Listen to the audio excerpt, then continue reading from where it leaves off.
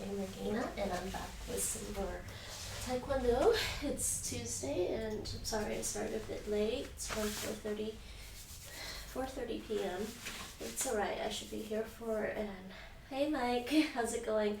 I'll be here for an hour and a half, and we're gonna review some Taekwondo that we learned last week, and we'll do I'll add in a couple of new stuff. It seems good. Did you do your homework? Did you do your Duolingo? Alright, let's start with our warm-up. Where am I? Actually, can you see my feet? Weird. When I stand here, you can see everything. When I stand here, because the words are cutting off my feet. Okay, let's stand here. We'll do our little warm-up with our neck and go head from side to side 10 times, counting in Korean. I did some work at uni, yes. Okay, that's good. I did some Duolingo. Okay. I was being productive last night, that's why I woke up a little late. Alright, so head from side to side, count of 10 in Korean. So, 하나, 둘, 셋, 넷, 다섯, 여섯, 일곱, 여덟, 아홉, and 열. And semi-circle neck rotations. Hey, I can't think of any name. How's it going? You said you were on Mean Stream before. Anyways, welcome to my Taekwondo Tuesday. Feel free to join in with us if you want. This is pretty much, I'm making this pretty much beginner Taekwondo, but advanced people in Taekwondo can also join in and just do the exercises at their own pace. Then make waves. You did Taekwondo as a kid. Well, some of this might be familiar. Like I said, we can do it slowly as well. We don't have to go super fast either. So right now we're going to do some warm-ups for about 15 minutes, 10-15 minute warm-ups. So we're going to do semi-circle neck rotation. So don't do a full circle neck rotation. It's possibly not good for some people, so do semicircle. So start on one side and just rotate. So go 하나, 둘, 셋, 넷, 다섯. I'm going to count of 5 for that one. And then tilt your head back to one side and do that same 5 count. 하나, and carefully. 둘, 셋, 넷, and 다섯. Now, shoulder rotations. So we're just going to lift our shoulders up and we're going to go forward. Did I do 10 or 5 last time? 5 forward, 5 back, counting in Korean. So make big circles. Try to make big rotations with your shoulders to really loosen up all these muscles back there, because you got the muscles in your scapula. So here you go. 하나, 둘, 셋, 넷, 다섯, 여섯, 일곱, 열, 아홉, 열. I guess I decided to do 10. That actually feels good. And backwards, we'll do 10. 하나, 둘, 셋, 넷, 다섯, 여섯, 일곱, 열, 아홉, and 열. And actually that last one felt really good. Okay, and arms out. We're going to do big wide circles with our arms. And people might know these as windmills from when they were younger. Just put this box up. So big circles forward. I'm going to do a count of 10. 하나, 둘, 셋, 넷, 다섯, 여섯, 일곱, 여덟, 아홉, and 열. And backwards. 하나, 둘, 셋, 넷, 다섯, 여섯, elbow, yodel, aho, yo. Okay, that feels good. Now, which one first? Arms out, actually. Arms out. You can keep your palms open, or you can use a fist if you want. It's up to you. So what we're gonna do is a count of 4. We're gonna go hana, tul, set, net. Yeah, actually palms open. So they come palms face up when you do this part. And that's 1 count. So we're gonna do count 5 sets. It's 4 count, 5 sets. Hana, tul, set, net. Hana, tul, set, net, tul. Hana, tul, set, net, set. Hana, tul, set, net, net. Hana, tul, set, net. Dasa. That was dasa. Okay, and next one, we're going to do just a basic twist. So we're going to have your arms probably about here. That's fine. So we're going to twist from side to side. And I think, did I do 10 count? I can't remember. So we're going to go. No, yeah, we do a count of 4. I go 1, 2, 3, 4, and that's 1. We're going to do 5 sets. So go hana, tul, set, net. Hana, tul, set, net, tul. Hana, tul, set, net, set. Hana, tul, set, net, net. Hana, tul, set, net, dasa. So that should help loosen this part up a bit, just the trunk twist. And now we're going to do waist rotations. So your waist is about here, smallest part. And I'm going to do 5 left, 5 right. You can mirror me if you want, doesn't matter which way. So, hana, tul, set, net, and dasa. And the other way, hana, tul, set, net, and dasa. And now hip rotations. So hip rotations, people often get really tight muscles in their hips from sitting around too much. So 5 left, 5 right, go and make sure to get the hip muscles into that. And it's kind of smaller rotations than the waist. So hana, tul, set, net, dasa. And the other way, hana, tul, set, net, and dasa. Okay, next, feet together. We're going to do our knee bends. Actually, can you see me? Yeah, that's better. Okay, feet together, knee bends. We're going to go hana, tul, set, net. So it's a hana, tul, set, net. That's 1 count. Okay, so hana, tul, set, net, hana. Hana, tul, set, net, tul.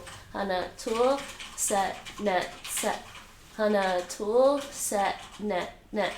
Hana, tul, set, net, dasa. And knee rotations to the left and to the right. We're going to do 5 to the left, 5 to the right. So bend your knees and rotate.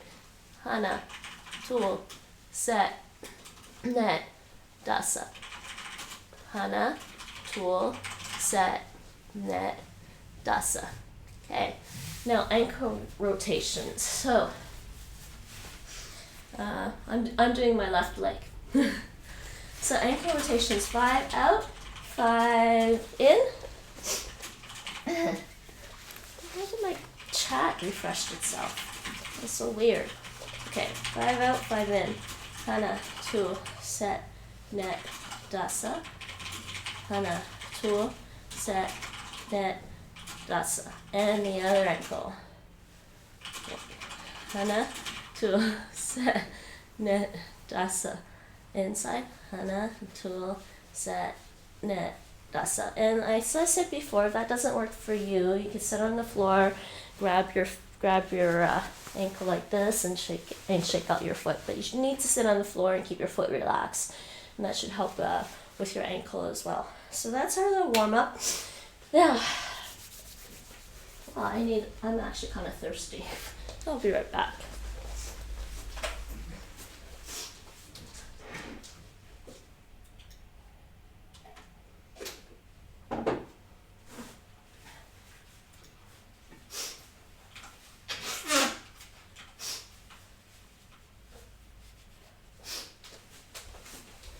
having one of those days where I have bad allergies and my breathing is a little bad because of it. Okay, so now that we're warmed up, let's cover off some of the things we learned. Okay, let's practice some low blocks, and teaching this pretty informally, so we're just going to stand in our little neutral stance. And so about here, you can see my feet. So feet about shoulder width apart. We're going to stand in our little neutral stance, and we're going to do low blocks. So let's just for the sake of being ready, just go into our, this is junbi stance. The best place to have your fists at the beginning of the exercise is at the beginning here. So we're going to practice our low blocks. And last time I showed everyone how to do a low block. So we're going to block with our left arm first. You bring the left arm up here, and your right arm across, and at the same time you do that. So you are dropping your left arm at the same time as you move your right arm to the side here. Well, usually waist or hip. Usually hip is better. So like that. And don't forget to get the twisting motion in with both. So this palm should be facing to my left shoulder, and you twist when you go down. And this one is like your palm is facing towards you, and when it goes to the hip, it twists up. So that's your low block. So there's one, right? So we're gonna do 10. Now that we're in this position, we're gonna do 10. So we're gonna start with the right, actually, and we're gonna alternate. So ready? Hana, tu, set, net, dasa, yosa, ilka, yuro, aho, yo. Okay, hope everyone got that. And next one. Last time I also showed you the middle block, and I will demonstrate that again. Very basic middle block. I learned two different ways. One way that I actually prefer, and another way that I learned later. And it doesn't really make a difference, in my opinion, which way you choose, because the basic part, the most important part of the middle block stays the same. So for a middle block, take your left arm. I'm going to start with the left arm. Left arm goes up like this. So some people say like that, but it doesn't matter. As long as you got your left arm up about ear height, have your fist about ear height. Now this arm, the way I learned this one was originally you do this to begin your middle block. Palm down, and at the same, you move the arms at the same time. So the right arm will go to your hip, right? Your right arm will go to the hip, and you turn your palm up as you go. And this, your left arm will come across, and then your arm will twist so that the palm will end up facing you after. So it looks like that. Okay, now remember what I said about all the Taekwondo techniques. Stay relaxed throughout the techniques until the moment of impact or contact with your block or strike or kick. So, okay, so we'll do, so here, that's your middle block. I'm going to call it an outside to inside middle block because it's the most descriptive. Some people call it an inner block. Yes, like, oh wait, I remember the middle block. Yes, you do. Okay, my arms always get confused while doing the low block. Yeah, you know, the low block might be a little trickier for most people. Okay, so now we're here. Okay, now we're going to do 10, and we're going to alternate. We're going to start with the right one. So, hana, tu, set, net, dasa, yosa, ilga, yuro, aho, and yo. And we're done with that one. Oh, Streamlabs is working. Your arms get confused while doing the low block? Can't help you with that. You just have to keep track. Yeah, I know. When I'm out of practice, they might get a little confused.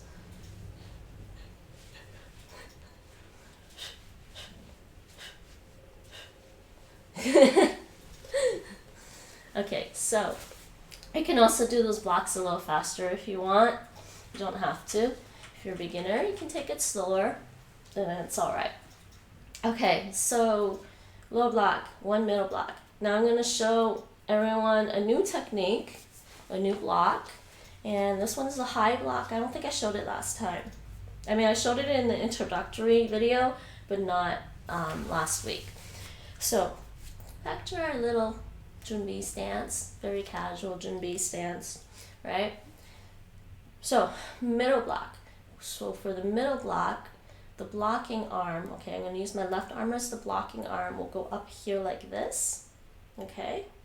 So let's see, I don't know if you can see exactly. You can see the front, but you can see the fist should be above the middle of my forehead, but you shouldn't be too close, because if you're trying to block with it too close, you may hit yourself accidentally. So maybe about one fist away again, about one fist away from your head, and slightly in front, not right over your head, slightly in front of your forehead, in the middle here, and not too close. And this arm is about, think of it like a diamond, because technically you can do a double like this, and it's like a diamond shape. So single middle block. Let's see if I can turn. Which way can I turn? Sorry, maybe about there. About there. So there you can see the distance between and the distance away. So it's slightly in front, a little bit above, right? Okay. And obviously, you know, it depends on exactly where the attack is coming from. You can do that, you can do that, you can do that. The aim is to block with this part of the arm. So when you're blocking, it's going to be this part of the arm. I don't know if you can see that very well. Maybe if I do this, you want to block with this part. So the bony part of the arm, basically the side here, it's the same contact as in the middle block. So when you block with the middle block, you're blocking with this section. So the same thing here, you're blocking with this. So basically what's happening is somebody comes with an overhand attack, like, so somebody's going to come with an overhead attack like that, and then you block. So you're going to go boom, like that. So you're going to block. So let's say, for example, street fight, somebody has a beer bottle in their hand, right? Somebody has a broken beer bottle in the hand, you come with like this attack to try to hit you with the beer bottle. You go and you block this part. So you use this part and you block that. You know, Nate, can I borrow you?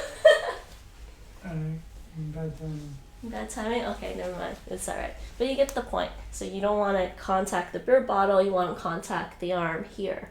So you're going to be blocking that with this part of your arm. So that's your high block. So as I said, when we do these blocks, one arm goes, the other arm goes to your hip. So for the high block, the way we start it is we have to block like this. Start with an X.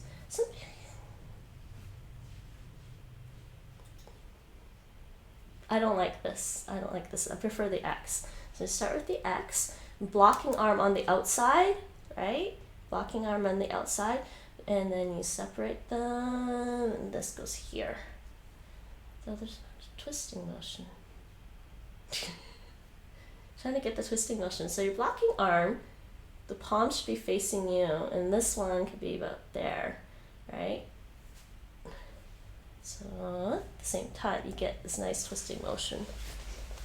The higher the block, the simpler the motion. You think so? Or is it just, I do find the high block to be a pretty intuitive block. I don't know why. I do think the high block is pretty intuitive for some reason. So now that we're in here, we're going to alternate. Or should I just, actually I should show you guys this carefully. So cross, right? So we cross and block, and then cross, and make sure the blocking one is on the outside, and up. Why is this not twisting right? I think about this one again. So cross, keep this palm probably should be kind of there to get the twisting motion right. There you go. Okay, so we're going to try and do 10. Now, I'm a little rusty too. I haven't done these in a long time myself. Okay, so we're going to do 10. Hana, 2, set, net, dasa, yosa, ilga, yura, ahop, and yo. That last one was kind of bad. Okay, hope you guys get the idea for the high block there. I did them pretty slowly. As we move forward with the Taekwondo, we can practice them a little faster if you'd like.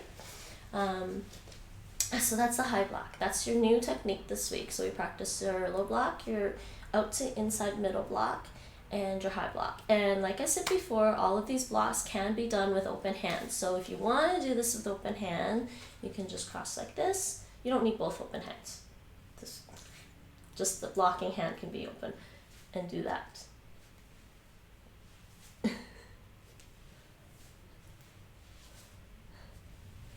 I really should have the hand open.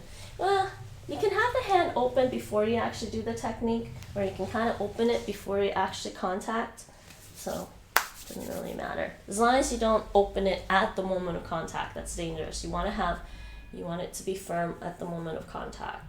And actually for the open hand, I don't think I explained this properly last time. For the open hand techniques, let me see this. So with the open hand techniques, technically, okay, palm open, right? That part's easy. Keep your thumb tucked in. You see how my thumb is tucked in? Keep your thumbs tucked in. Now the tricky part is technically the tips of your finger should curl up a little bit. If I can see that. You can see kind of my middle finger is curled up a little bit. But the whole point is, as long as you keep this part tight at the moment of impact, because trust me, you don't want your fingers to be flopping around when you hit like a pine board. So keep it pretty tight. Same with this one, keep this one pretty tight, and you can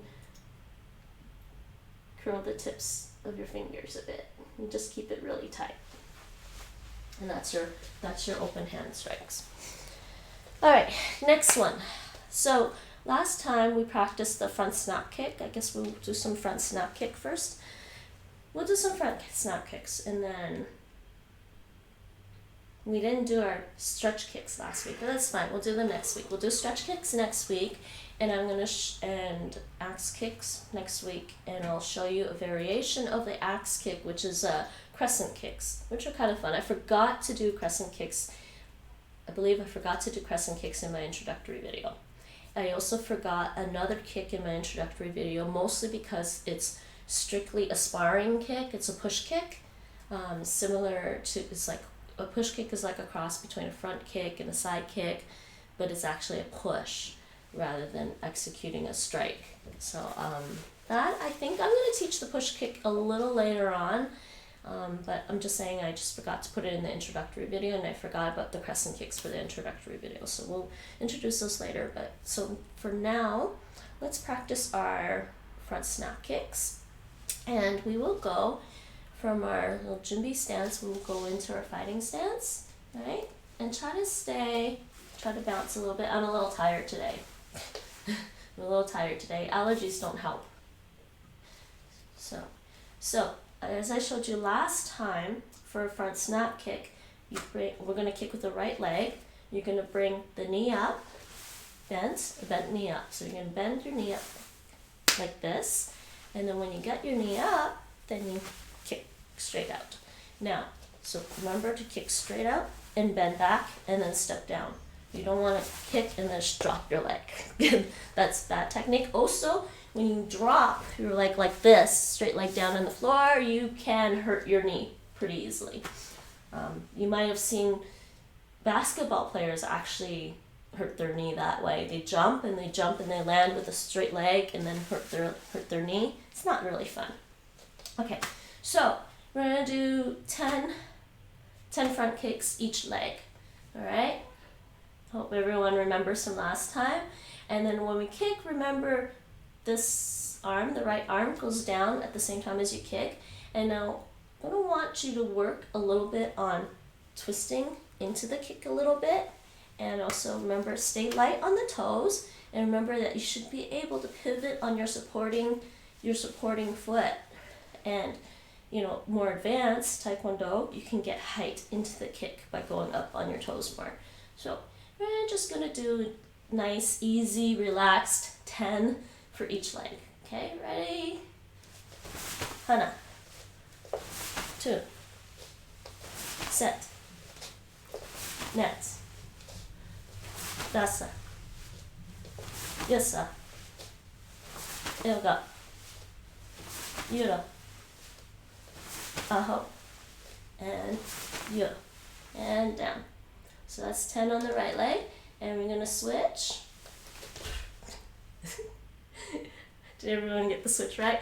We will work on more footwork a bit later on, I think. For now, you got like some basic stance stuff. But people are interested in... Well, footwork is actually really important to Taekwondo, whether or not you're interested in competition or not, because sloppy footwork makes it hard to execute techniques really well. So, all right. Now the left foot, we're going to do 10 front snap kicks with the left foot. And like I said, we're going to keep it relaxed and keep it pretty easy today. Advanced students in Taekwondo, you can just do these at your whatever pace you're comfortable in. And I'm going to count to 10 in Korean. Ready? Hana. 2.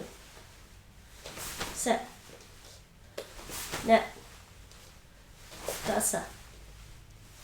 Yosa. Ilga. Yura. Aho. And yu. And down. And back to our junbi. So again, what I said was, normally when we're practicing with kicking pads, we point our toes for these kicks because we hit the kicking pad with the top of our foot. So in training, you hit this way. Let's see if you guys can see that. So you hit that way. But if you're going to be kicking somebody in the stomach, you want to kick with your toes back like that. Kind of looks like that. Also, when you're breaking boards with the front snap kick, if you're going to be breaking a pine board with front snap kick, usually pine board is like, I need something to hold to demonstrate. There we go. Let's pretend this is a pine board.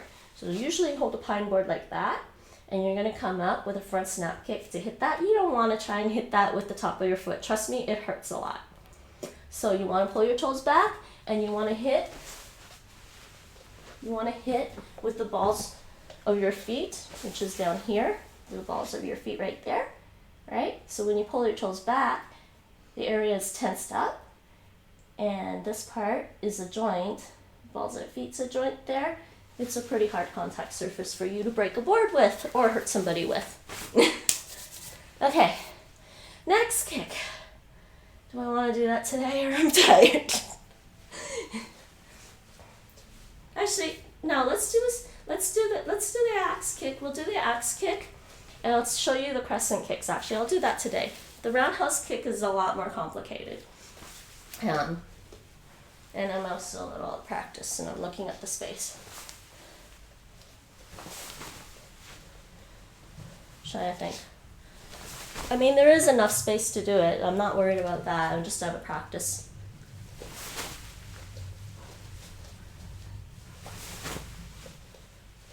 Okay, we're gonna do the axe kick. I did show you guys the axe kick in the introductory video, not last time. So the proper axe kick, like I said, is kind of like a stretch kick, and I also taught you the stretch kick in the introductory video. So stretch kick is just the basic, it's called stretch kick. It's not really used for much in Taekwondo. It's just a nice kick to practice to help you warm up your leg muscles. So basically, you just pull your leg up as high as you can, relax on the way down. That's your normal stretch kick. So you just go and down, right? So you just try to go up as high as you can. That's your stretch kick. Now, based off of the stretch kick, what we do is an axe kick. So you pull your leg up as fast as you can, and then you apply power on the way down. So that is an axe kick. So what we'll do is, do we want to do some stretch kicks? Let's do like 5 stretch kicks each leg. 5, maybe 10. 5. Let's do 5 stretch kicks each leg for now. So 5 stretch kicks with the right leg, just gently, hana, until you feel a pull.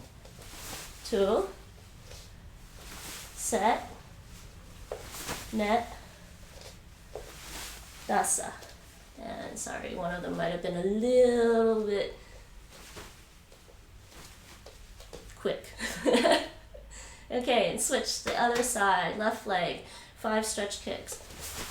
Hana, 2, set, net, and dasa, and back. So hopefully you got a little bit of stretching there. So now that we got our legs stretched out a little bit, I'm going to show you the axe kick. So as I said, axe kick is a kick that you want to use, and well, it's generally your target is the top of the person's head, but that's pretty deadly. So try to aim for a person's shoulder. Okay, there's a story about this with a kid doing the axe kicking competitions. And he was a pretty big kid for his age, so the instructors had to tell him to stop doing the axe kick on the other kids' heads. So you had to do them on the shoulders. And the judges agreed. They said, okay, if he landed an axe kick on the other kids' shoulders, they would count it as a point, because they didn't want the kids getting really hurt. And it wasn't just that; the kids were actually crying. So that's pretty bad. So the axe kick, same motion as a stretch kick. We are going to pull up as fast as we can, and then just when you want to pull down, you want to apply force. And now it's hard to explain, but the force kind of comes. It's hard to explain because I can feel where it comes from. The force for that kick on the way down, it comes from your butt muscles and your back thigh muscles there. Okay, so we're gonna go on this, and we're gonna let's do 10 axe kicks each leg. 5 axe kicks each leg. We'll do 5 axe kicks each leg, and then decide if we want to do more. So, ready? Hana. 2. Set. Oh, I'm losing my balance. Net. And dasa. And you'll notice also when I do the axe kick, my kick stops there, and then I go down. So when you're doing the axe kick, you don't want to drop your foot. Like I said, never drop a straight leg. Never drop your heel with a straight leg onto the floor. You want to stop above the floor, like that, and then put it back into position. Switch sides. Ready? Go. Hana. 2. Set. Net. Dasa. Okay, and Junbi. And let's see. Back goes snap! Like, is that doing the stretch kick? Okay, so take it carefully. Yeah, are you okay? Hopefully you're okay.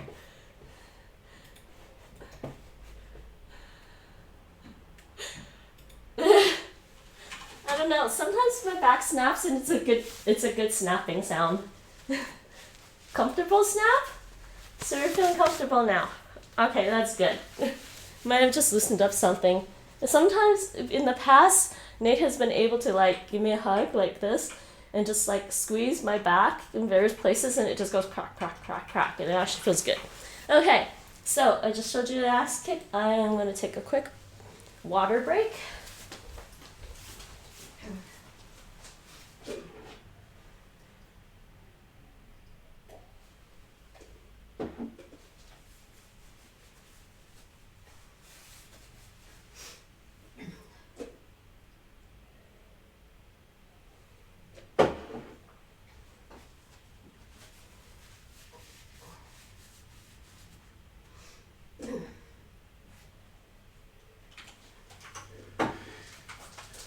Alrighty. Wow, we did all that in like 40 minutes already. Hey, Rachel. Yeah, comfortable snap like when you crack your knuckles. Just finished a lecture. Oh, how's the lecture going? Oh, we're good. We covered a lot in 40 minutes already. You ready to join us, Rachel? Yeah, I covered a lot in 40 minutes, so now I'm thinking, well, I guess I can add some new stuff again. I can add a couple more new techniques. Yeah, I need something to wake me up. Okay, we'll start with your warm-ups, unless you're already warm. Oh, we didn't do our punches yet. We didn't do our horse stance punches. We should definitely do some horse stance punches. And I did show you guys a new technique, a high block, and I showed you axe kick. Oh, yeah, I didn't do the crescent kicks. That's what I didn't do. Okay, so I was going to teach you guys the crescent kicks, which I forgot to mention in the introductory video, aka the community reward challenge video. So I just showed you an axe kick, which was what I said was like a stretch kick, except with the axe kick we pull our leg up as fast as we can, and then we apply power on the way down. That's the axe kick. Now the crescent kick, there's two kinds of crescent kicks you can do, and it's based off of like the axe kick or a stretch. Yeah, I'd say it's based some combination. I mean, you can base it off a stretch kick or an axe kick. So basically, with a crescent kick, you do the same thing. You get your straight leg up as quickly as you can, right? And you can do an inside to outside crescent kick, which is like that. So you get your leg up to the side of the person's head, and you go and you just pull your leg across, a straight leg across and down, like that. And on the way down, be careful, like I said, don't drop your heel onto the ground with a straight leg, you'll hurt your knee. So on the way down, stop, and then back to your normal position. That's the inside to outside crescent kick. The other one is the outside to inside crescent kick, and for some reason I am more comfortable with the inside to outside crescent kick than I am with the outside to inside crescent kick for some reason now. Started off learning the outside to inside crescent kick, and I got pretty comfortable with that, but now the inside one's my favorite one of the crescent kicks. So outside to inside crescent kick, same kind of idea. We start on the outside of the person's head and go the other way. Actually, I mean, you do start on the outside, but this is inside because you're going across first. The outside, you don't go across first. So outside, you go up and right. So you go up and across. So like that. That's what, I don't know, I find that awkward because you're going across your body at the end, so it's kind of hard to, I feel like you're going to lose. Actually, I know why I like the inside to outside one better. There's better control over the balance and power. So when you go across like this, you open up. But when you do the outside to inside one, it's kind of really hard. I don't know. It's easy to go too far across your body with the out to inside one. It's too far. It's easy to go too far across and throw yourself. But those are the two crescent kicks. So we will start. Okay, I can demonstrate with this leg too. So outside to inside, same thing. Cross, inside to outside, cross. That was kind of crappy. There we go. And you can combine these kicks actually. You can do like an out to in and an out and an in to out. So you can go like that and then like that if you want. Kind of have to develop the agility for that later on. You'll see it in some sparring competitions. It's actually amusing. Okay, so let's do some outside to inside crescent kicks. So do 5 on each leg and then switch to, yeah, we'll do 5 each leg for now. Okay, so ready? And I will count. I'm just going to count when I do them, right? Okay. Hana. 2, set, net, oops, dasa, yasa, oops, I'm doing 10, ilgo, yura, Ahop, and yo. Oops, I guess I wanted to do 10. Okay, next leg, switch legs, get out to in. Hana, oh, that was bad. 2. Set. Net. Dasa. Yosa.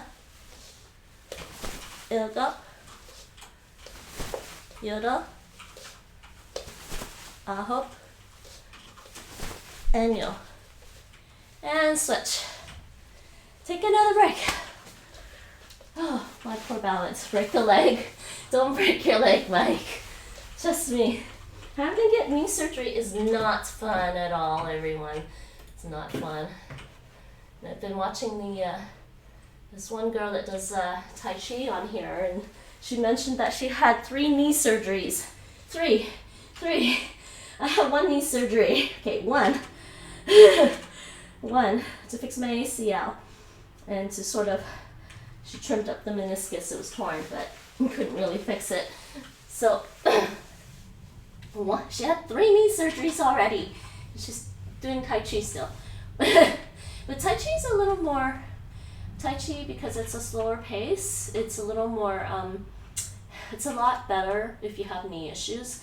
I do agree with that. Taekwondo can be a little strenuous on the knee issues, especially doing front snap kicks or roundhouse kicks where you have to snap your leg out for the kick. But the other kicks in Taekwondo I'm pretty much okay with. I'm counting along again. That's good, Rachel. So your hands just kind of chill while you kick. No, the same thing.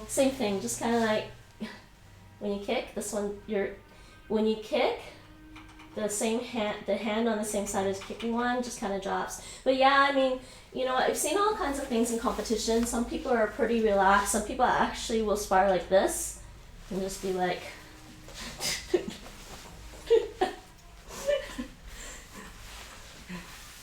Your hands are holding the ice cube. I've had 1 surgery. Oh no. I'm willing to get 1 more surgery to fix my knee, but that would be for if they have stem cell regeneration for my meniscus. I would be happy to get that one. All right, another quick break. I need water.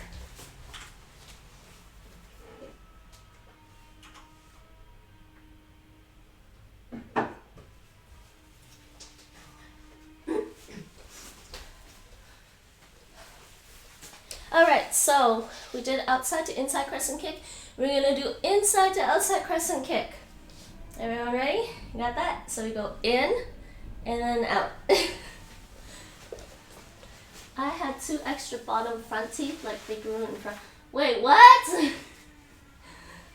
does that even happen? So the doctors gassed me down and ripped the teeth out? Well, how old were you?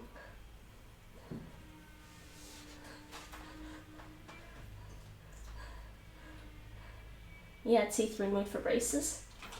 I only ever had my 2 front teeth removed when my teeth were growing.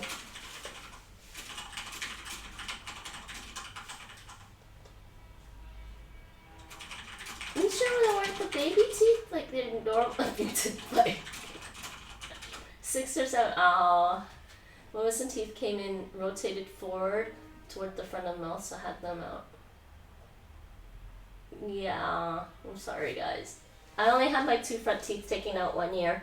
So I have some old family photos where I'm missing my front teeth. Alright. Inside to outside crescent kicks, everyone. Start with our right leg. We're going to go in our little fighting stance here. And start with the right leg. And I'm going to count. We're going to do 10. My body wants to do 10 for some reason, okay? Hana. 2. Set. Net. Dasa. Yasa. Ilga. Yoda. Ahop. And yo. And when you get better at this, when you get more advanced, you get better at this, your hip muscles are much more loose. you can apply a lot more force and power into these techniques because your hip muscles will be relaxed, and a lot of the power in a technique like this comes from the hips. In fact, a lot of the power for most Taekwondo kicks come from the hips. I guess probably too with the punches and the blocks, because later on they teach you to kind of like move your hips into, or usually in with the technique, right, Nate? Thinking. Usually twisting in with the technique. Your hips. I believe so. Yeah. So, but you can definitely feel it with these inside to outside crescent kicks. Okay. So other leg, we're gonna try and do 10 and, just hope my knee holds up, okay? Okay, now everybody knows which one's my bad knee. Okay. Alright, ready? I'm gonna count 10. Hana. What? 2. That's better. Set. Net. Dasa. Yosa. Ilga. Yoro. Aho. And yo. And there you go. That's our crescent kicks. Alright. Whoop! Okay, we should do some punches just for fun. Striking hand techniques. There are hand techniques that are good besides punches. Let's do some punches in our horse stance, which is also really good for building our quads, our quad muscles. So from our little Junbi stance like this, we're in our Junbi stance. We're gonna just step. I'm trying to make this centered for you. So we're gonna put our feet about 2 shoulder widths apart. Keep your toes pointing forward. Bend your knees. That's our horse stance in Taekwondo. And when I mean bend your knees, I don't mean just bend them like that. You gotta sit, okay? You gotta sit. So, and we're gonna do punches. Cross your arms in front. Pull them to your hips. Left arm out. Alright? And we're gonna do 10 punches. We're gonna just do 10 punches, alternating punches. We're gonna start with the right hand.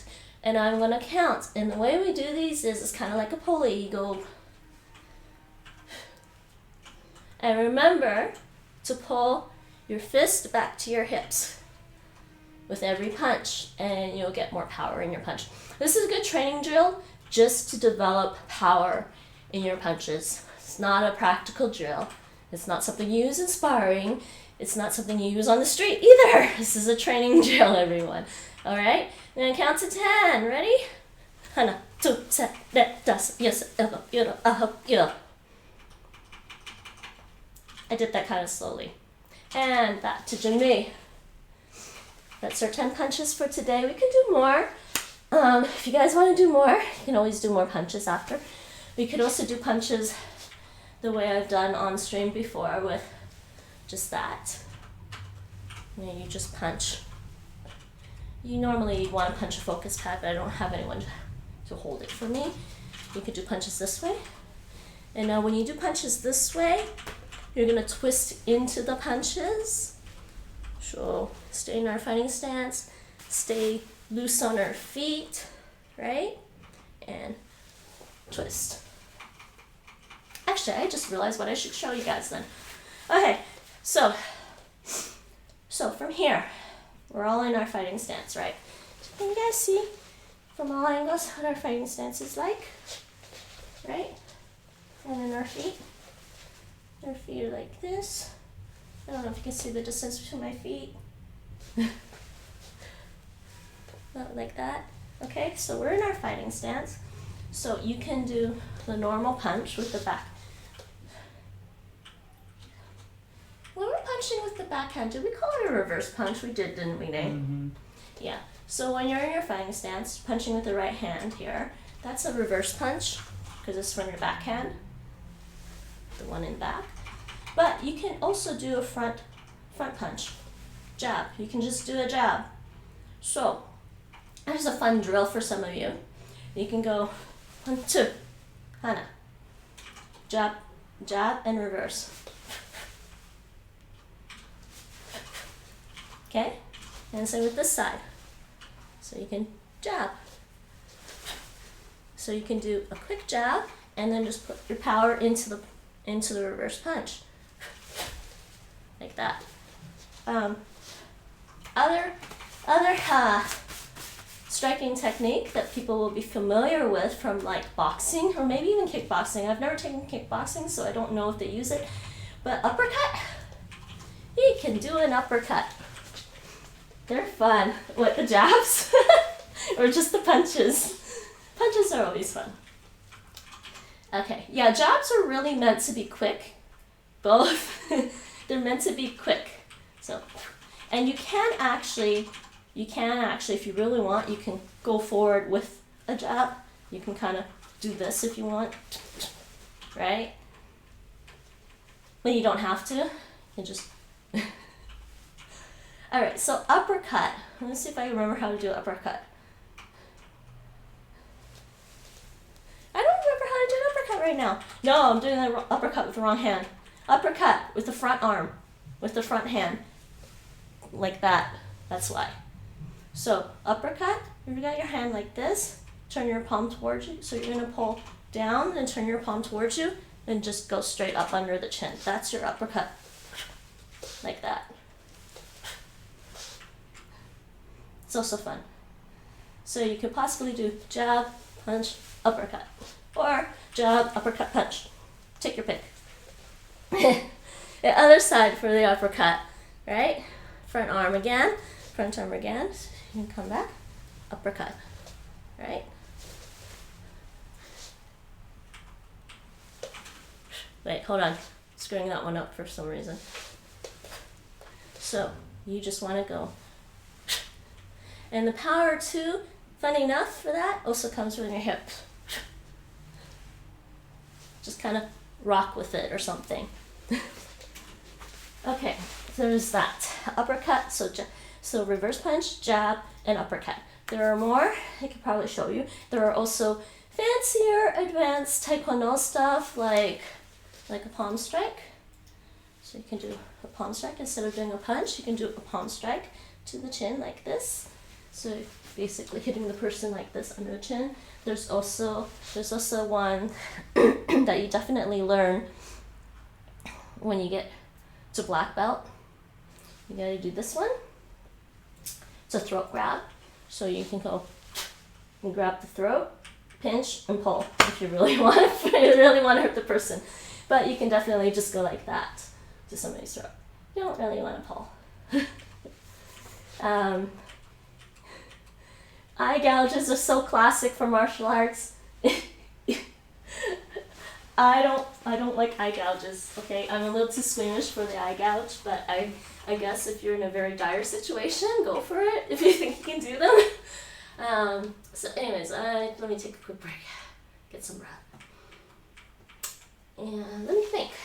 Any suggestions?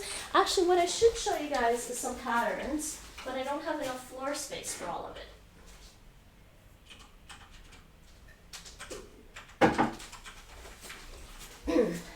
Let's see if I can do this. You'll have to, because I don't have enough floor space to do the whole pattern, I might have to like shift my position, but keeping the same, staying in the same position, but just adjusting where I am on the actual floor space. Hi, Taurus Janssen. Hi, Taurus Janssen. How are you? And welcome to my stream. How many calories do I eat a day? I don't know. I don't really keep track anymore. I generally keep to about, if I'm not exercising a lot, about 1,500 calories a day is what my body needs. But that depends on everybody's different body makeup. Some people have bigger frames, thicker bones, and more muscle. They might need a few more calories a day. In the past, when I used to train 3 hours a day, or almost 3 hours every day, I used to consume up to 2,000 calories in a day. But without exercise, somewhere between around 15 to 1800 in a day. 800 to 900 calories too low? Yes, definitely.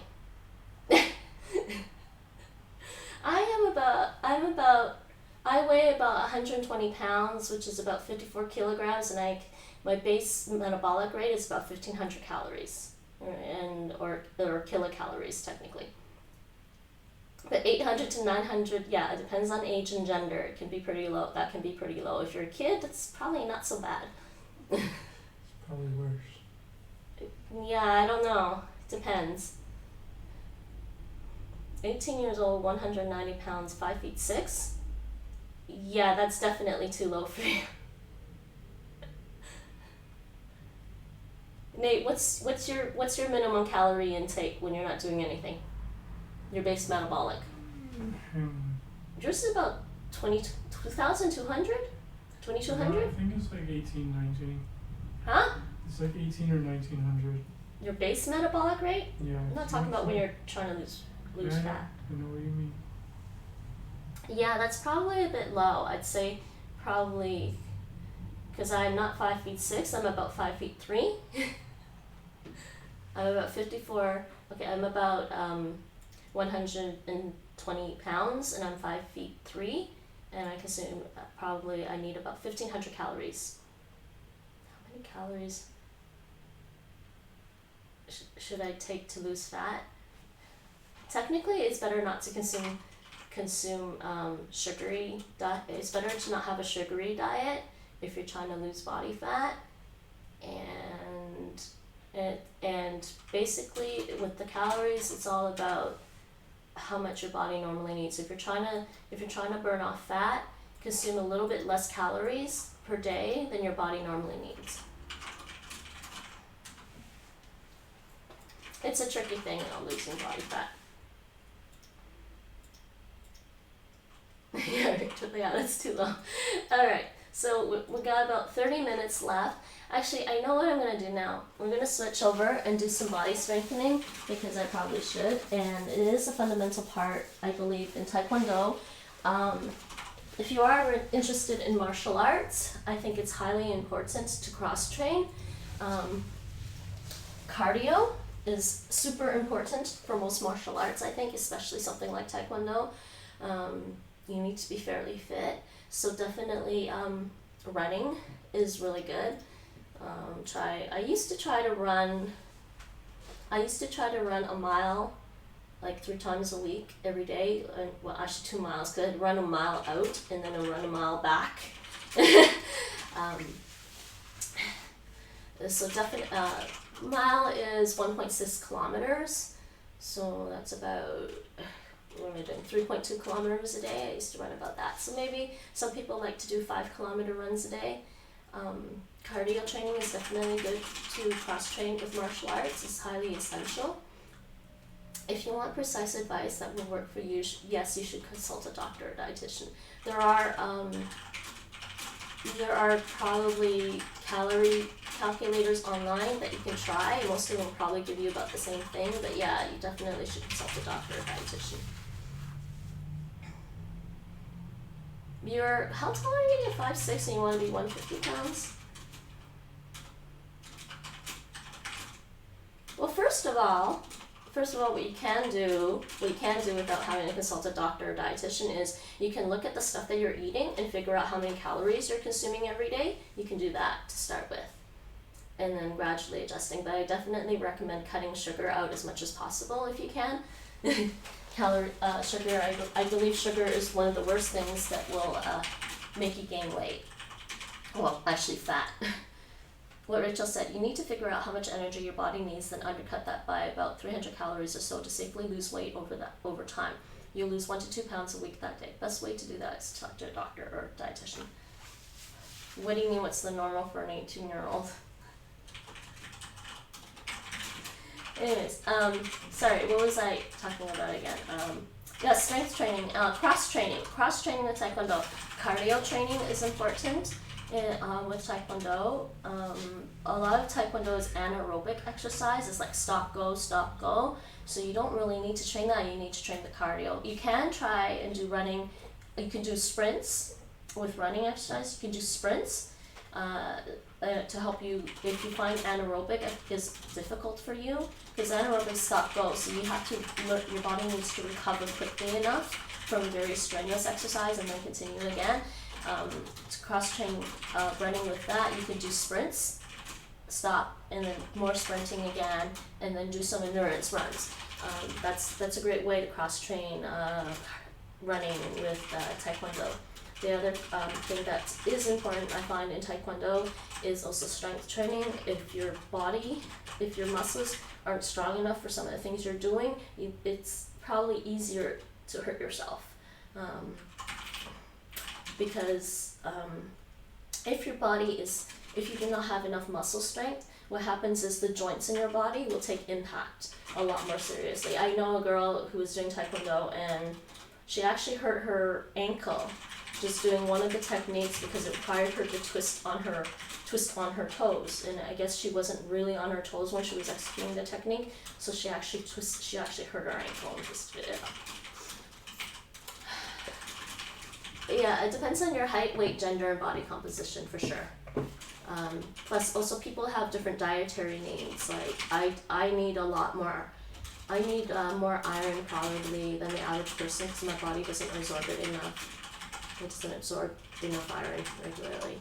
Depends on your height, weight, gender, and body composition. No real normal. What's normal anyways? Nobody wants to be normal. I don't want to be normal. I never wanted to be normal. We're all different people. It's good. It also depends on muscle mass. Yes, it does.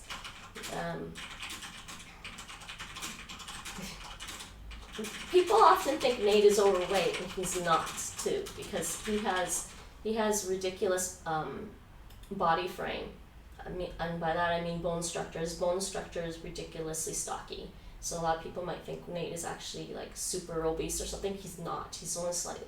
Right now he's probably only slightly overweight, as we all are from staying at home because of coronavirus. But he's got a lot of mass. So the next thing I would recommend in Taekwondo, cross-training Taekwondo, is definitely some weight training. And now I don't mean you have to go out and try to be a bodybuilder. We're not talking about building up a lot of muscle mass for Taekwondo, because you also need some flexibility. What I'm talking about is just building up enough to be able to do techniques and also maintain body tone, muscle tone, just so you don't actually get too weak. If you're male, one thing you can try without thinking about calories too much is just limit when you eat and try to eat healthier stuff first. So eat what you want, but start with real food, meat, vegetables, fruits, etc., and limit it to a window of time during the day that is maybe about 6 hours. No snacks outside of the window and no drinks with calories, so only water, tea, black coffee. Yep. So if you eat your first bite at noon, don't eat anything after 6 p.m. and don't eat again until noon the next day. I have a wide frame too. Can't really do anything with my rib. Yeah, exactly. Some people have just a really, really, really stocky bone structure, and you telling them they're obese and need to lose weight, it's kind of ridiculous, because then what's left? Just their bones? That's actually, a doctor told me that this recently, and I started laughing. I'm like, Nate, you're just gonna end up being a skeleton. Just a really giant skeleton. Nate? Can't really do anything with my ribcage. Alright, so let's do some strength training. We got like, how much time do I have left? 23 minutes left. So we're going to do some strength training. If I want to do push-ups, this might be embarrassing. Okay, let's do some strength training. I do have some free weights, so strength training with the legs. What you can do at home if you don't have any kind of exercise equipment to help you at home. Strength training with the legs to build up your quads. Let's go back into our little horse stance. Too close. Wait, it's gonna here. My body type is endomorph. That's bad. It's not really body type. It's more of your bone structure. Like you can tell by my wrist. I have a very, very thin bone structure. I have a very delicate bone structure, and also my bone density is really light. So I'm a very light person. My body weight's pretty light. I'm always going to be fairly light. Some people with thicker bone structures, what's wrong with my camera? Some people with thicker bone structures also have a higher bone density. So they actually could be pretty heavy and not really look like they're heavy.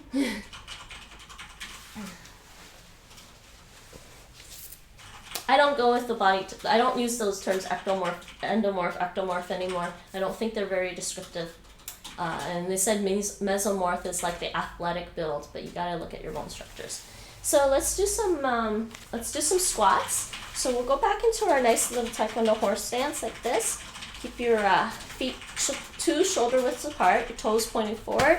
Make sure your knees are over your toes when you do this stance. So what we're gonna do is, let's just put our hands here for now, and let's just do 10 squats for now. So you're just gonna go hana, tool, set, net, dasa, yosa, ilga, yuro, aho, and nyo. Okay? There's that. Oh, and I just remembered the other thing you can cross-train with Taekwondo is some skipping. The skipping is also higher in cardio than running is, actually. So I think 10 minutes of skipping is more cardio than 10 minutes of running. So if you can find space to skip, get a skipping rope, do some skipping. Sadly, I can't really do any skipping in my apartment, and I can't really do a lot. I'm not worried about doing jumping in my apartment because we're not supposed to be really like pounding on the floor a lot. So, but anyways, you can do the squats for your strength training. You can do the horse stance squats for your quad training. If you want to strengthen up your calf muscles, well, you can see I keep coming forward and you can't see. So if you want to strengthen up your calf muscles, you can do these, right? The best way to do these though is probably on stairs, so you're not actually touching your heel to the floor. So if you can go in the hallway of your apartment, I guess, or something, or if you live in a house, just go on your front step and just do these heel up exercises. So just try to do 1, 2, 3, 4, 5, 6, 7, 8, 9, 10, and that will strengthen up your calf muscles. And I mean, traditional Taekwondo bouncing also helps a little bit. You eventually get used to it, but you can do these heel up exercises as well to strengthen your calf muscles. Unfortunately, it's really hard to strengthen your hamstring muscles, these muscles going down here. So it's really hard to strengthen those muscles at home without something else. Because generally you can lie on the ground. What you can do is you can lie on the ground. You can lie on the ground flat on your stomach, your legs straight out behind you. And to strengthen your hamstring muscles, then you're gonna while you're lying on the ground, on the stomach, pull your leg back like that. With you can use ankle weights if it's too easy. You can do that as well. That helps strengthen your hamstring muscles, right? I do have weights. I should do these more. There's that exercise as well. And what else can we do? There's the hamstrings, quads, calves. We got that, right? Yeah. I've never really heard of anyone saying they need to strengthen their shin muscles, so we're not going to go into that. Okay, so some arm exercises. I do have weights.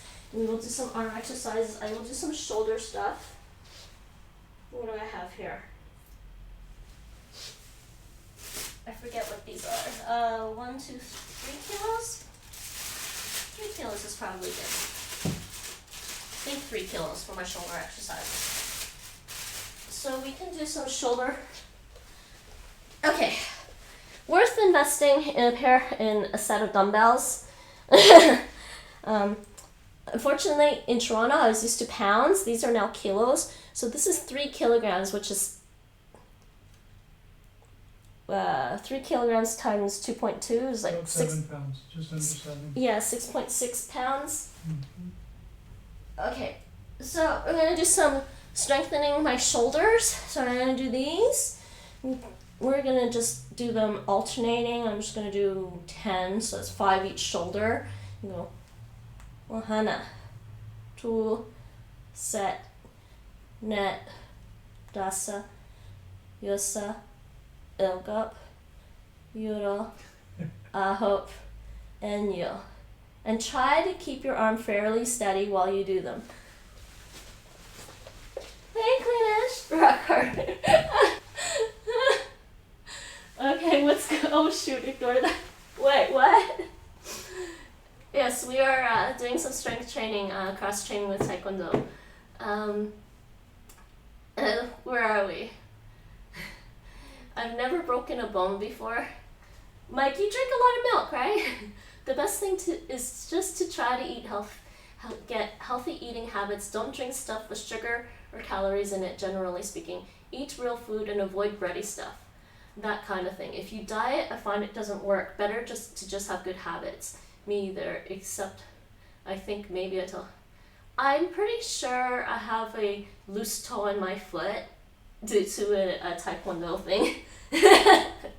Kind of the middle toe, I think the middle toe on one of my feet kind of got jammed when we were in Taekwondo class, when we were just sparring in class, and it kind of got jammed with the other guy's foot.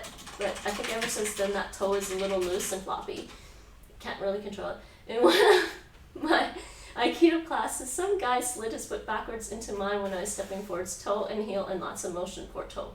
I never went to doctor, but it was swollen for a few days. Rock hard will shoot, rock window. Oops. Alright, clean it.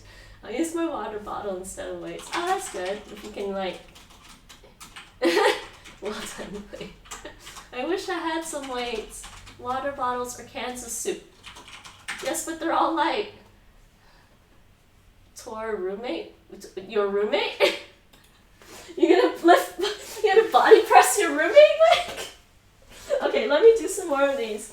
Okay, this was about 6.6 pounds. This is 3 kilos. I don't know if I can do the front ones.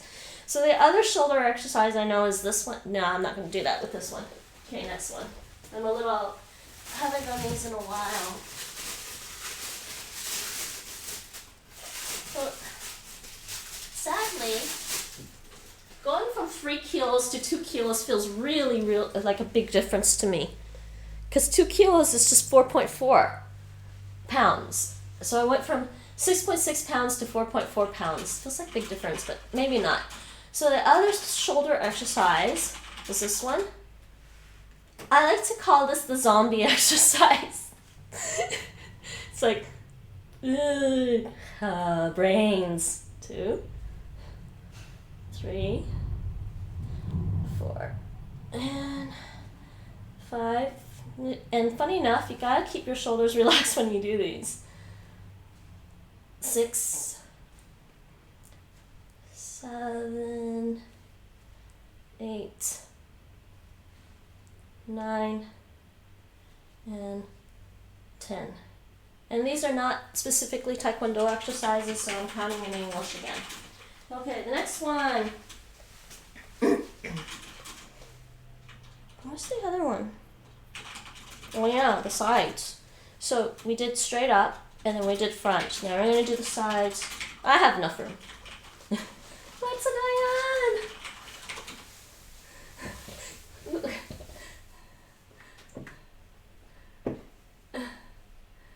Sure, a brick? Do I look like I have a brick in my room?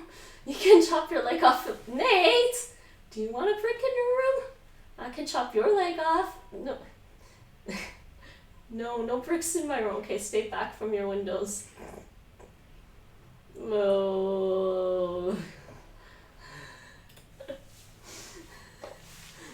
Leg. You can find things too. Yes. What Rachel suggested is water bottles can be pretty good. If you can find actually water jugs, like bigger water jugs with water, that will help. So we're going to do some more shoulder exercises. So we're going to do the side one. So 1, 2, 3, 4, 5, 6, 7, 8, 9, and 10. And So funny enough, I think I might have hurt my right shoulder when I was younger because whenever I do that one, it kind of like creaks. I have like a creaky thing in my joint there. I don't know what it is. It doesn't hurt or anything. It just creaks and feels weird. Wait, what? If I step into a bag, I can lift myself up. Wait, like, how do you do that? You mean you're gonna just step in the bag and just, yeah. All I gotta say is air push-ups, guys. Go ahead, try them. Try them if you really want. Can't do air push-ups. All right. So, and to strengthen the muscles, in this area, like your upper back right here. There's muscles in your in your scapula area, right? There's also a muscle under your scapulae. So we're gonna do that, and basically you can do this where you lean over. And sorry, I can't watch chat right now while I do this, and I don't have enough room.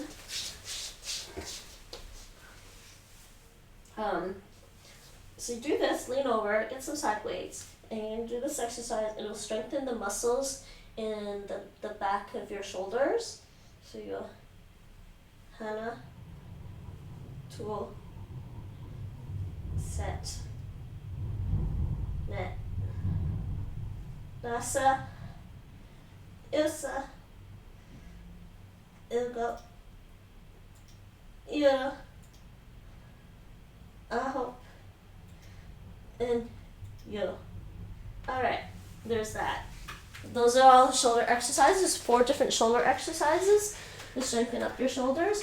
You can switch, and how much more time I have? About 10 more minutes. Okay, let's do some bicep curls.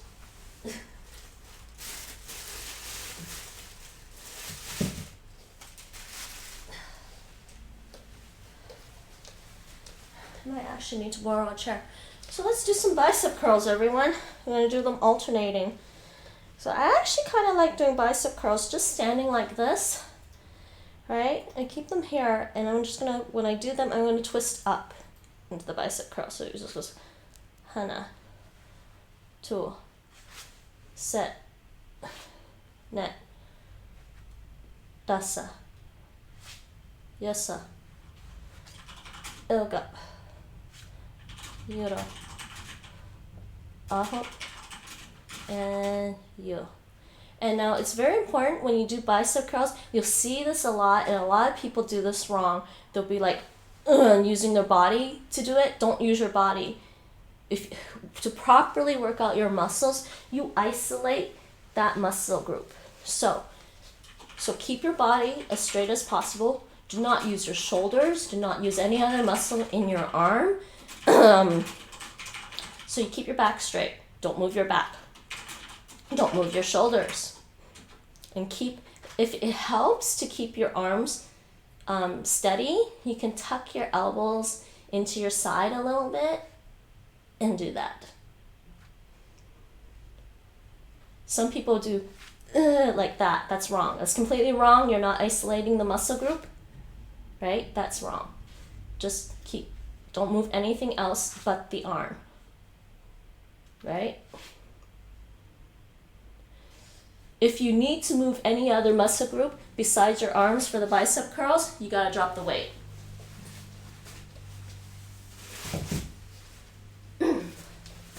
Too many people trying to impress. They're like, oh, I can lift this weight and this weight, but they're not actually working out their muscles properly.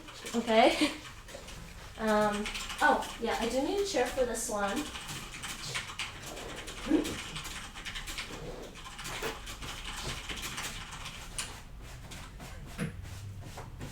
What silliness are you saying this time, Nate? If the weight stays at the same location and your body bends over it, you're doing it wrong.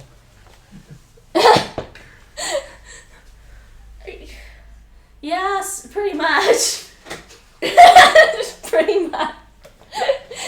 Nate, do you want to come here and demonstrate what you mean? Okay, so I'm going to need a chair for this exercise because what I want to do is I want to strengthen. So the bicep curls will strengthen your biceps, these muscles here, right? Now, you got triceps. That's these muscles here, right? And generally the triceps do the opposite, work the opposite part of that your biceps do. So the bicep curl helps you lift this way, but your triceps help you go the opposite. It helps you extend your arm. It's kind of a hard muscle group to exercise, to work out, really. If the, but I can lift this, wait, what, wait? Come on, Rachel. I believe in you, I believe in you. Come on, I'm 120 pounds, 5'3", okay? I can do these. Everyone can do this.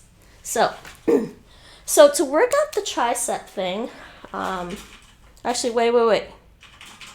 Yeah. To work out the tricep thing. Actually, maybe you can't see it that way. There's also another exercise I do on this with the chair. How did I do the tricep thing again? I'm trying to remember. Yeah, I remember.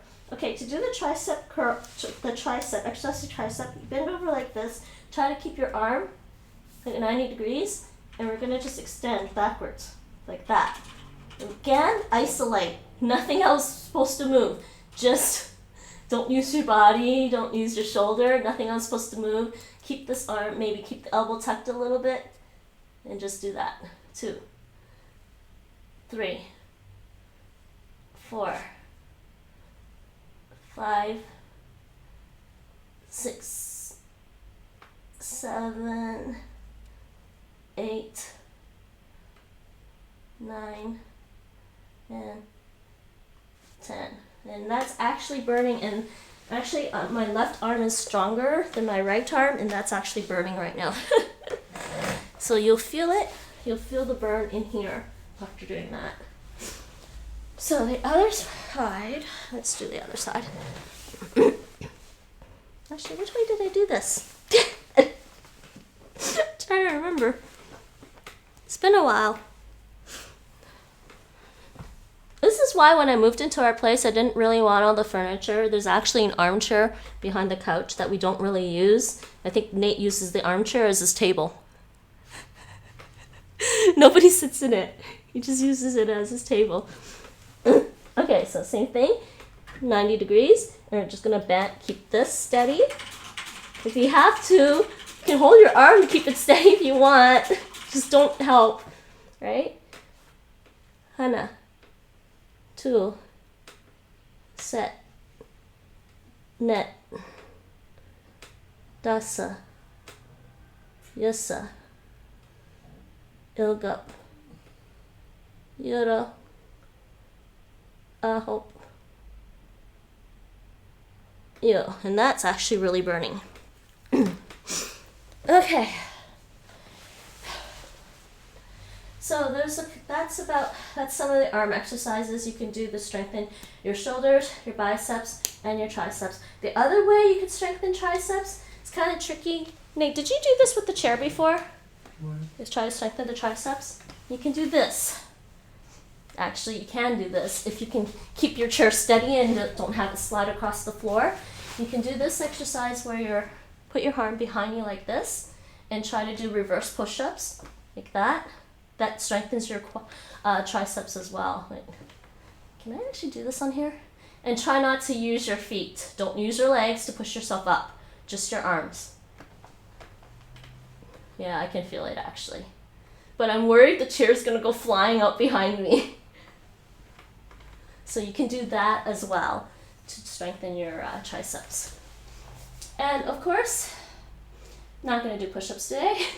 My push-ups are kind of crappy these days, so I'm not going to do push-ups today.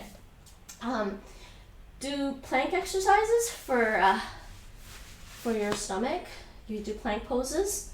Hold yourself. Try to hold yourself 10, 20, 30, 40, 50, 60, 60 seconds for a plank. Keep your alignment when you do a plank. Hold your stomach in. That should help with your stomach as well. And then I find if you get better at plank, it makes the actual floor push-ups easier. You can also do, if you find doing push-ups, normal push-ups, full-length push-ups on the floor a little difficult to start off with, you can start, and you even find knee push-ups awkward. I never liked doing knee push-ups, by the way. I never liked doing push-ups, just my knees. You can do push-ups on the wall, but you have to be honest with yourself. What you gotta do when you're doing push-ups on the wall is, I don't know if you can see me entirely. When you do push-ups on the wall, you gotta be honest with yourself. Okay, so basically you're gonna let yourself fall towards the wall and then just rely on only your arms to push yourself away from the wall. So you stand about here, right? And just let yourself fall, right? And then honestly, push yourself back. Just push yourself back. You can do wall push-ups.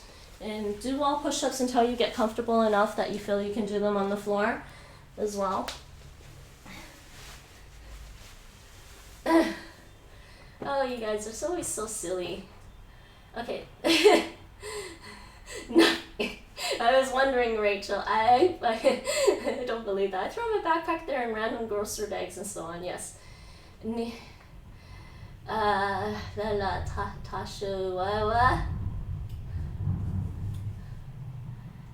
What silliness are you? Google says lazy. Oh yeah. It suggests the wrong ma at first, so it almost made the sentence a bit different. It wanted to use the mother ma. You're a lazy mother? Is that what Google was trying to give you? You're a lazy mother? Okay, I'm going to do one more strengthening exercise and then we will go see about rating somebody. Now this exercise is actually for, in the gym, there's a contraption where you pull down and it works the trapezoid muscles in your back, and which is a big muscle group. And because I don't have access to a gym to do it, I'm going to do this exercise. It kind of works the side muscles a little bit. It's called what did they call this one again? I can't remember what they called this exercise. It's like sawing something, right? So you're like this, and you're gonna go, hana, two, set, net, dasa, yosa, ilga, yuro, aho, yo. Supposedly it's supposed to work some of these muscles. And actually, I think these weights might be a little light for that one because I don't feel it. Normally I do. So, let me see. Hana, two, set, net, rasa, yosa, ilga, yuro, aho, and yo. Alright. Last couple of exercises, I won't bother doing them. I will just explain them to you. You can also strengthen your forearm muscles by taking a weight in your hand. Take a very light weight in your hand, and to strengthen your forearm muscles, you need to do these exercises and these. So you need lighter weights for that. And the reason why I would suggest strengthening your forearm muscles for martial arts, it's also especially good for weapons training. Because you'll find the weapons can be a little heavy. Actually, I'll be right back. I'll show you.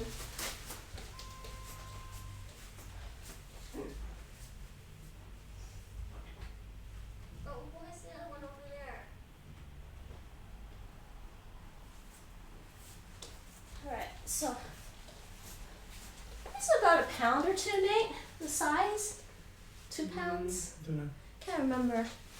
So weapons training, these are,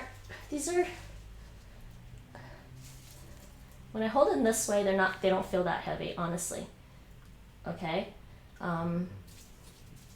But they're a little heavier when you have them, like when you actually have to hold weapons like this, they're a little heavier. So, it's really good to get used to your wrists, to work out your wrists. So you need forearm strength. to be able to manipulate weapons sometimes. I'm trying to think. Maybe this isn't the best one. I think it's the sword work that really uses your forearms a lot, Nate. Probably. Yeah, because when you do the forearm, let me just get the sword.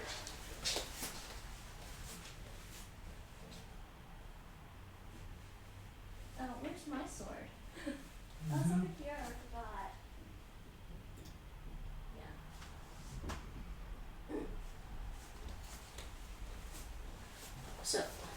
So Japanese style. So Japanese style bokken, Japanese wooden sword. So usually with weapons training, this is the bokken. This is normally how you would hold the bokken, like this. But trying to make sure I don't hit my mic.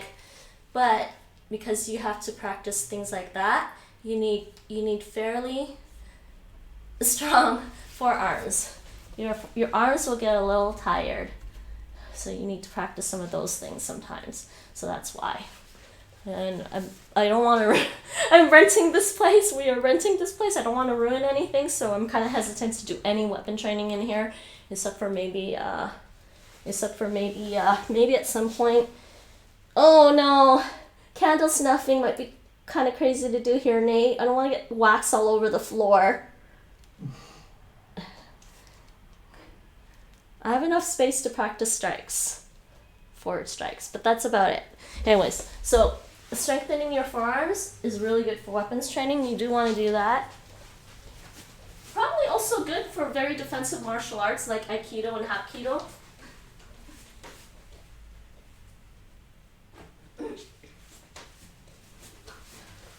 Alright, so I think that's enough for now. We did some Taekwondo. I taught you a few new techniques in Taekwondo, and yeah, I taught you some new kicks. I taught you a new block. I taught you some new kicks. I taught you some new hand strikes, and we did some strength training. We talked about cross training with cardio, running, and skipping. Okay, so let's see who we're gonna raid. If there's enough of you, please join the raid. Raids are fun. I like raids. Even if you don't want to say anything, just pop in with the raid, check out the person, and see what they're up to. Wow. Okay, well.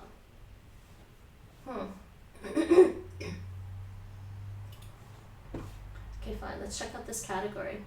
Is there anyone doing like yoga or martial arts right now? Someone's doing easy breezy yoga. I don't know if they're any good. I'm actually scared to look at some of the it's funny enough, I'm scared to look at the fitness and health videos, some of them, because they scare me. The hell, somebody started yesterday? Some guy or girl is doing like 24 yoga. What the hell, man? Talk about hurting yourself. You need to rest after exercise. You know that, right, people? I hope everyone knows that. I did see a pretty decent yoga person the other day. I think I'm just gonna... No, I think I'm just gonna leave this, because occasionally there's a Tai Chi instructor, but she's not on right now. Let me see, where am I? There's a Tai Chi instructor that is really good. Oh, you're welcome, Rachel. Yes, we will go try a raid. I'm gonna shout out I Pink Tai Chi. She's not on right now. I don't think she streams about this time on a Tuesday, but from what I've seen, she's a really good Tai Chi instructor. She's been doing it for like 20 years or something. And she's been streaming recently, and she's still affiliated with her instructor in the school that she learned from. I'm technically still affiliated with Master Kim's school. At some point, I will try to set up some. I should probably pull up this video. I'll figure it out somewhere. I do have a collection of YouTube videos for the Taekwondo patterns and forms, so you guys can see what that's about. But I don't have that right now. Anyways, let's see who we're gonna raid. Let's try to raid somebody. I see a couple of people in Duolingo. See a couple of people in Duolingo.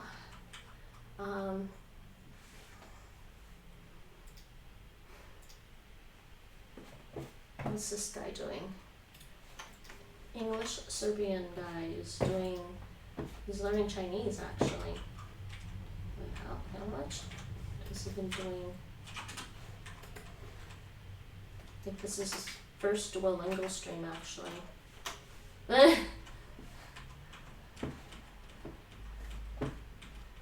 I guess we could try that. Let's see. He's actually learning Mandarin.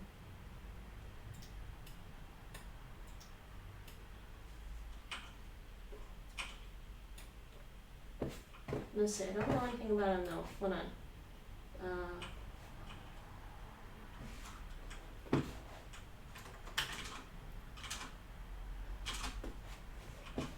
Oh, why not? There are a couple of people online on Duolingo right now. There is, there's also,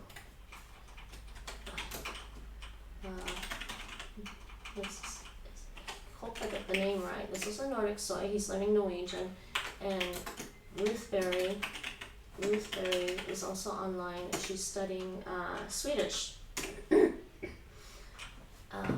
But we're gonna rate this new person. Are you guys still around? Hopefully you guys are still around. Stones Bones, I guess. I'm gonna rate Stones Bones. He's learning Mandarin Chinese right now. And I'm gonna say thanks for popping in, everyone. I hope you enjoyed Taekwondo Tuesday, and I will be back every Tuesday, actually around 4 p.m. And we will review what we've learned, and I will try to keep teaching you new techniques. I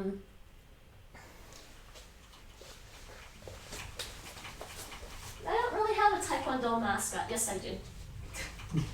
Sort of. I can't really steal him because this is Nate's buddy. He's Nate's buddy, okay? I can't really steal him. It's unfair. He's Nate's buddy. Doesn't matter. But he's a good mascot for Taekwondo. He says, "Rawr!"